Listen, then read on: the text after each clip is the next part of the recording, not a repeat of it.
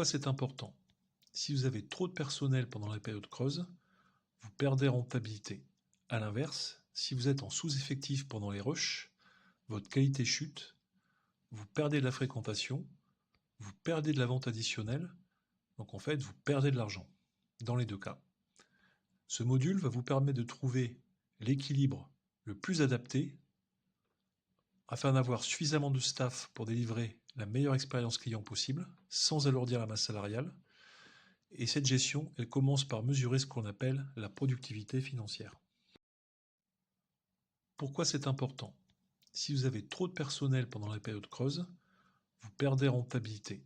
A l'inverse, si vous êtes en sous-effectif pendant les rushs, votre qualité chute, vous perdez de la fréquentation, vous perdez de la vente additionnelle, donc en fait vous perdez de l'argent, dans les deux cas. Ce module va vous permettre de trouver l'équilibre le plus adapté afin d'avoir suffisamment de staff pour délivrer la meilleure expérience client possible, sans alourdir la masse salariale. Et cette gestion, elle commence par mesurer ce qu'on appelle la productivité financière. La productivité financière, c'est mesurer la performance d'un employé ou d'une équipe en termes de coût salarial par rapport au chiffre d'affaires généré. L'objectif est de trouver un équilibre entre avoir suffisamment de personnel, comme on l'a dit, pour offrir le bon service, tout en évitant d'avoir des coûts salariaux excessifs. La calculer et la suivre régulièrement permet d'optimiser les plannings et d'assurer que chaque employé contribue parfaitement et efficacement à la rentabilité de l'établissement.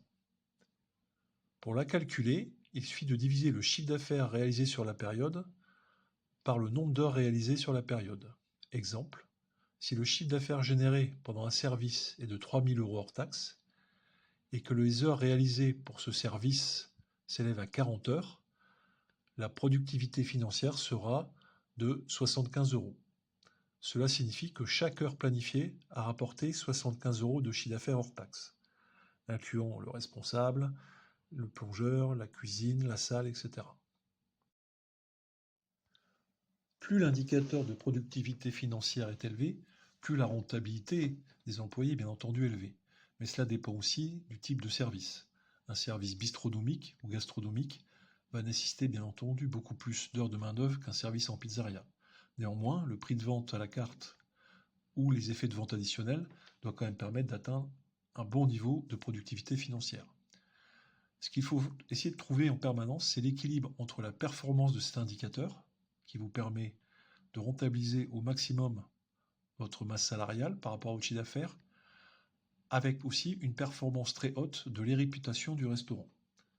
Effectivement, il faut avoir à la fois un bon indicateur de productivité financière, avec en parallèle une réputation sur les réseaux sociaux qui soit au moins à 4,2 sur 5. Si l'indicateur est trop bas, par exemple vous descendez à 30 ou 40 € de chiffre d'affaires par heure planifiée, cela signifie qu'il faut revoir votre organisation ou peut-être même votre concept. Vous devez suivre ce niveau de productivité sur à minima les 12 derniers mois, et mois par mois. Cela va vous permettre d'identifier les périodes faibles et de déclencher des ajustements, réduire les horaires, adapter les offres, et surtout pour vous aider sur les décisions d'embauche. Combien de CDI, combien de CDD, combien de renforts ou d'extra. La productivité que vous constatez aujourd'hui, c'est votre base de décision pour demain. C'est ce que nous allons voir dans la suite de la formation. Ici un exemple de suivi de productivité financière avec la notion de chiffre d'affaires, la notion d'heures réalisées, qui donne donc une productivité financière à l'heure. Et ce nombre d'heures, on peut aussi le multiplier par le taux horaire moyen pour suivre en permanence son ratio de frais de personnel. Il vous faut maintenant analyser les flux et ajuster vos effectifs en fonction de ces flux. Donc, comme déjà vu dans les formations précédentes, il faut identifier les flux forts et les flux faibles. Utilisez pour cela vos données historiques. Quels sont les jours de forte affluence? Est-ce que ce sont les week-ends? Est-ce que ce sont les périodes de vacances scolaires?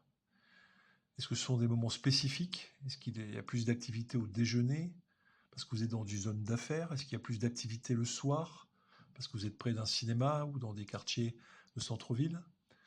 Et également, identifier vos périodes calmes. Par exemple, le lundi, peut-être le mardi soir, etc. Pour adapter les effectifs, vous allez donc utiliser le calcul de la productivité financière sur les périodes fortes et les périodes faibles, en divisant bien entendu les heures réalisées sur ces jours-là, sur le chiffre d'affaires réalisé de ces mêmes jours. Bien entendu, l'objectif, c'est toujours d'avoir le nombre suffisant d'employés pour garantir un service fluide et rapide, en incluant les profils adaptés, bien entendu, à votre organisation ou au bâtiment dans lequel vous exploitez. Un accueil, un nombre de serveurs, un nombre de cuisiniers, des plongeurs, un runner, etc. Ensuite, vous pouvez mettre en place des horaires flexibles avec des équipes modulables. Envisagez d'avoir des contrats plus adaptés, peut-être du temps partiel, peut-être des extras, pour faire face à ces fluctuations et être beaucoup plus précis quant à l'optimisation des heures planifiées par rapport au chiffre d'affaires que vous réalisez. Un outil simple comme un tableau Excel peut vous aider à croiser différentes données, comme votre chiffre d'affaires, comme les heures employées, afin de suivre cette cible de productivité idéale. En suivant ces KPI chaque semaine et en ajustant votre organisation, vous pilotez de manière beaucoup plus fine la rentabilité de votre restaurant. Réalisons maintenant un exercice pour ancrer la notion de productivité financière. Voici la situation. Lors d'un service du dîner, votre restaurant a réalisé un chiffre d'affaires de 1 500 €. Vous avez pour cela un responsable, 3 serveurs et 2 cuisiniers qui ont généré en tout 36 heures de travail sur ce service. Première question. Utilisez la formule pour calculer la productivité financière de ce service. Deuxième question. Est-ce que ce ratio de productivité financière est satisfaisant? Pourquoi? Troisième question. Si la productivité est faible, quelles actions pourriez-vous entreprendre pour l'améliorer? Je vous laisse le temps de répondre à ces questions. Si vous souhaitez obtenir la correction, vous pouvez m'envoyer un mail à l'adresse ci-dessous ou un DM sur mon compte Instagram. Passons maintenant à un exercice permettant d'ajuster les plannings d'effectifs en fonction de la demande réelle pour optimiser vos coûts. Voici la situation.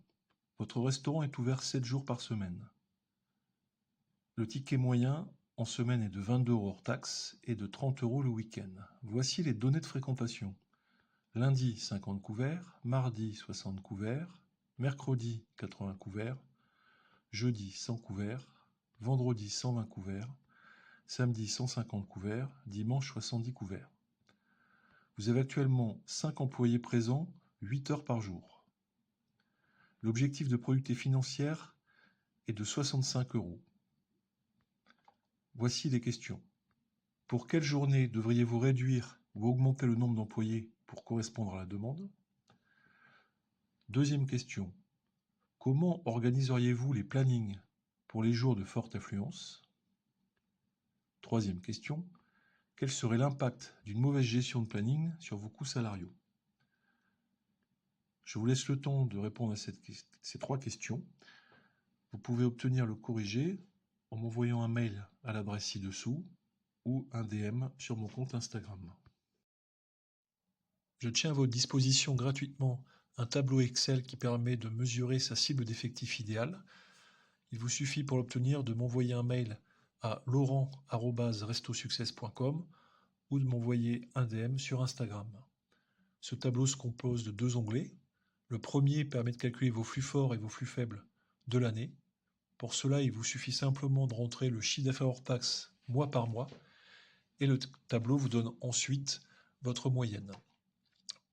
Sur la base de cette moyenne, vous pouvez ensuite aller remplir un autre onglet où vous allez indiquer simplement vos effectifs présents, le contrat horaire, le chiffre d'affaires que vous estimez faire, le personnel qui est éventuellement en arrêt ou en congé, et le tableur vous calcule en fonction de chiffre d'affaires, de vos effectifs et de la productivité financière attendue, le nombre d'heures qu'il vous faut planifier chaque mois selon votre activité, ce qui va vous permettre de définir quelle est votre base CDI minimum, quel nombre d'intérim, d'extra ou de CDT il vous faut en fonction des périodes de l'année.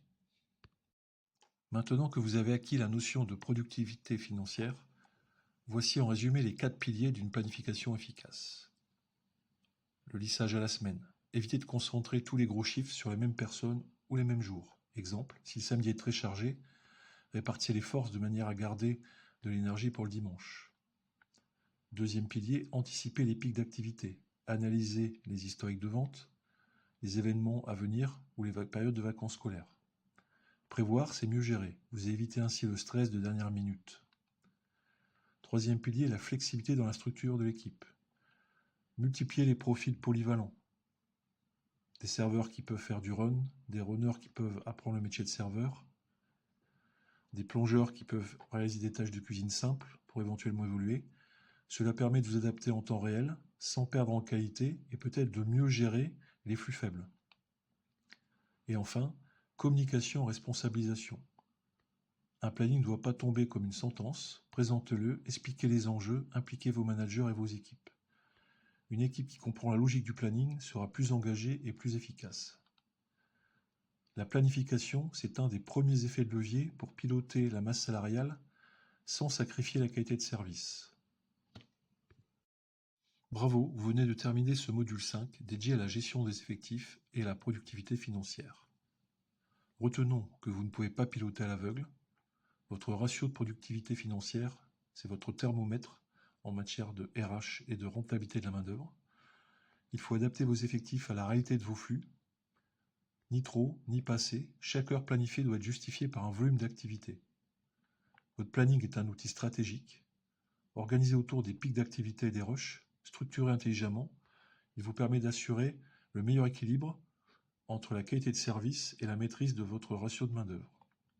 La masse salariale ne doit pas être subie. Avec les bons outils, ça devient pour vous un levier d'optimisation supplémentaire pour améliorer votre rentabilité. Soyez proactif, suivez vos indicateurs, réagissez vite, testez, ajustez. On se retrouve très vite dans le module suivant où on parlera d'offres, de marge et de vente additionnelle.